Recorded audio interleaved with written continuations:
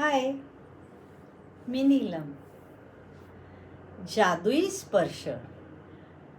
स्पर्शाबद्दल तर आपणा सर्वांना माहीत आहेच. आणि स्पर्श म्हणजेच रेकी ज्ञान हे सुद्धा आपणास माहीत आहे. तर अशीच एक स्पर्शासंबंधीची खूप छान पण मार्मिक कथा व्हॉट्सअप आहे बरं का. व्हॉट्सअप मेसेज आहे, आपण ऐकूया. तुम्हाला नक्की आवडेल. जादुई स्पर्श. काल ओपीटीत एक गंमत झाली. लसीकरणाची गर्दी होती. कोलाहल, रडारड आणि पालकांची धावपळ हे ओपीडीचं नेहमीचंच चित्र. पण एका 6 महिन्याच्या बाळानं मात्र कहर केला होता. इंजेक्शन टोचल्यावर त्याने जो टाहो फोडला, अरे बापरे. तर ते बाळ काही लवकर थांबायला तयार नाही. त्याचे आई बाबा दोघेही वेल एज्युकेटेड कॉर्पोरेट विश्वातले. ते बिचारे जीवापाड प्रयत्न करत होते.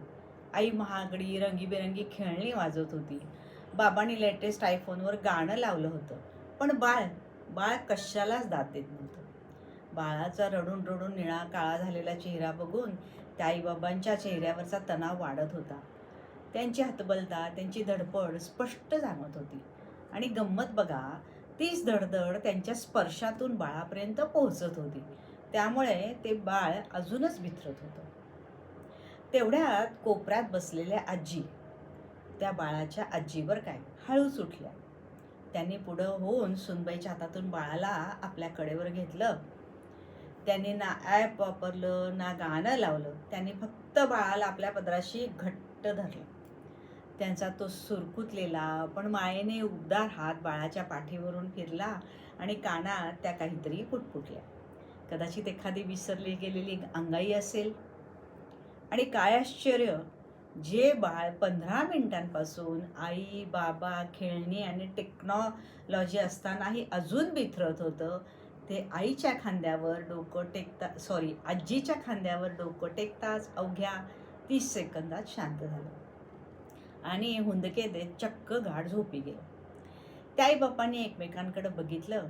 डोळ्यात एकच प्रश्न होता, हे कसं झालं?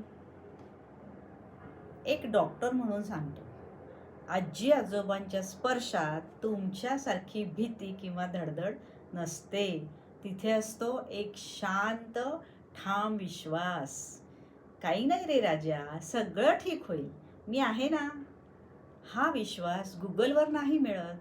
हे ॲमेझॉनवर ऑर्डर नाही करता येत.